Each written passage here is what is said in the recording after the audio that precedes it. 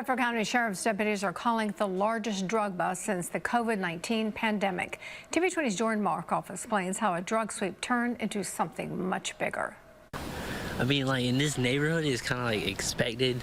That is how Trenton Holt feels about drug-related crimes in his Hampton neighborhood. Just a few houses down from him is where Bradford County Sheriff's deputies served a search warrant at a known drug house on Pine Street. I hear stuff like that going on around the neighborhood, and I just put up with it over the years since I've been here. But after Operation Street Sweep, a 2.5-month-long narcotics investigation, deputies are reminding community members they're not putting up with this. Typically what happens is it starts with 1 or 2 people as the focus, and then it just spiderwebs out from there. And that's exactly what they did, arresting or issuing warrants for 33 people. And it started with the home on Pine Street.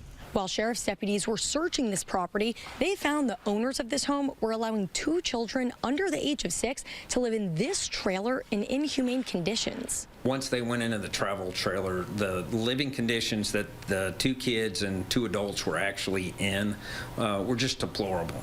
Deputies arrested the mother of the children, Dina Crawford, at the home.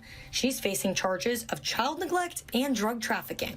Now, workers at the Department of Children and Families are arranging a safe living environment for the children.